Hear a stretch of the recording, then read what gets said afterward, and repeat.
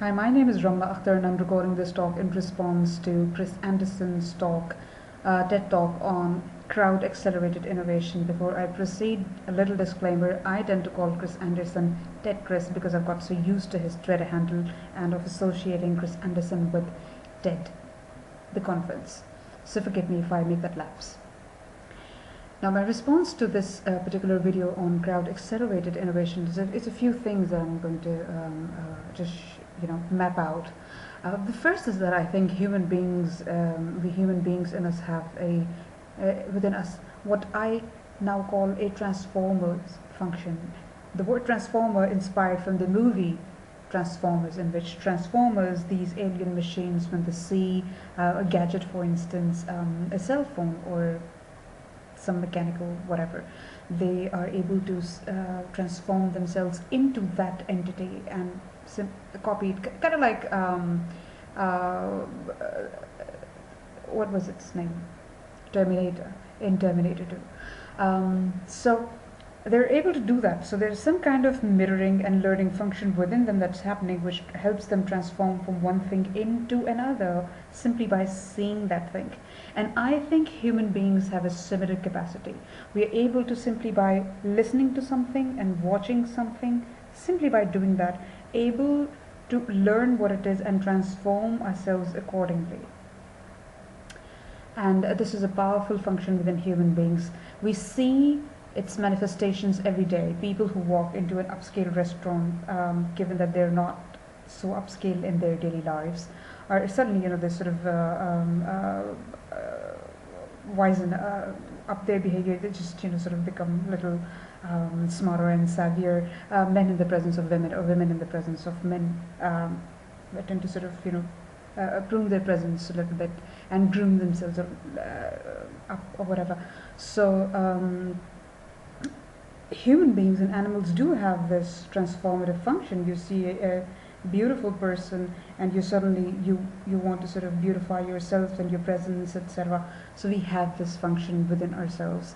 Apart from that, there are certain kinds of people who have the ability to translate one thing into another, who I would call translators or bridges. Now, TED is already doing this thing. A talk that is produced in a certain language, that is English, is translated into several different languages. And so we need a chain of these languages. Someone who perhaps does not know English at all, who can see this talk in Arabic and translate that from Arabic to whatever language that they know. And that's it. Maybe they could translate that into certain dialects. Another thing that I'm observing while I see the reactions to this talk on your TEDChris account is that some people sometimes say that video is sort of a limited medium or it's not accessible. Well, it doesn't matter.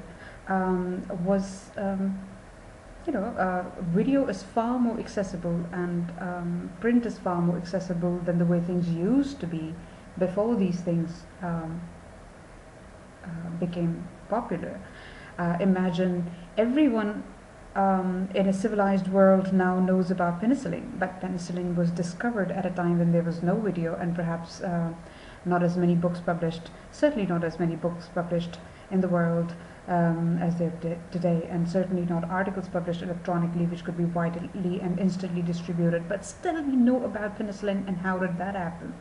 So all I'm saying is that we should not allow this argument to stop us from thinking in many splendid ways and directions, and sort of let's grow like organic trees from this one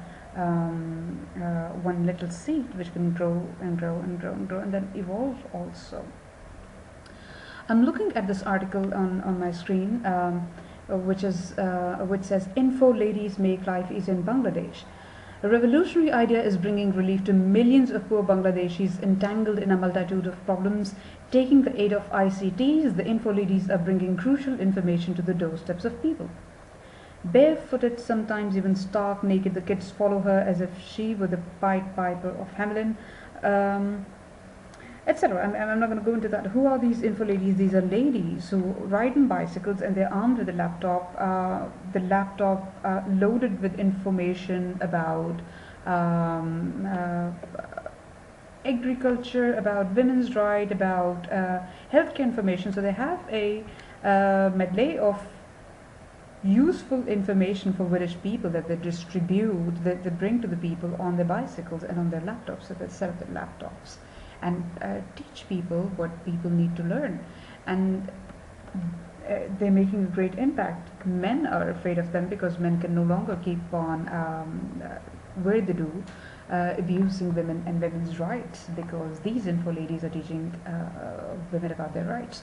So let's say a TED Talk is produced somewhere in the US or England, and that is a whole set of TED Talks translated, if possible, into certain languages, put on a laptop, and those laptops are given to these info ladies in underserved areas of the world. That's you've taken the TED to people instead of bringing people to TED. You don't need to bring them to a screen, or don't even need to get them to a TEDx conference, which could be a challenge for some to arrange. So that's one way of sort of making this tree grow in many more directions. Getting TED to be a part of curricula in various schools and universities would be another way of leveraging these same talks in the same content and taking them forth.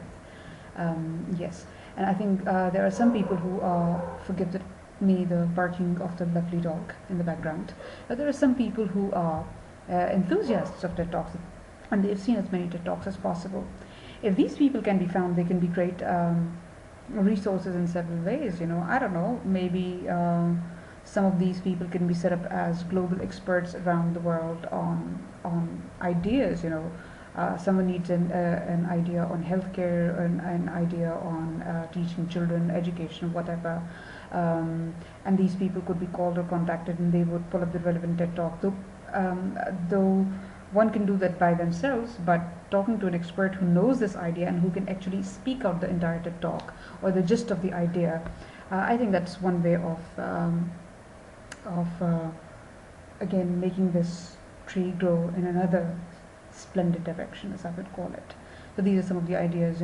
All we need is a seed. The seed can be in one form, it can grow into another form. The seed grows into a bark and into leaves, etc. So this one TED Talk, which is performed on the stage, can be coded into a video, then distributed on the internet, and then given to schools. Then there are people who put this video within themselves, and they're able to sort of talk it out. So these public speakers, these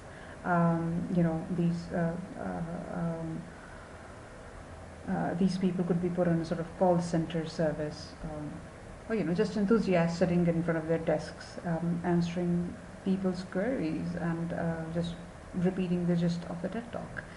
So there are so many ways in which TED can just accelerate and accelerate and accelerate. Also, you could have an open source platform where people, the general public, can upload their little TED Talks, 5 minutes long, 3 minutes long, 18 minutes, that would be quite a stretch, but anyhow, 3-minute TED Talks, 5-minute TED mini talks. Just go to this new website which you could set up, and you could look into these thumbnails and icons, click on it, and it's kind of like the Flickr plus TED. Crowd contributed videos, crowd contributed mini TED Talks, tagged, geotagged, sorted out in various ways that I cannot think of at the moment. Why not? And I think in this way TED can grow and grow and grow. And forgive me the sounds in the background, these are the lovely sounds of my city, Karachi. I think I would finish this video now because I'm tempted to redo it, but I shouldn't. So hello, TEDChris, Chris Anderson, and I hope this talk is useful to you. Thank you.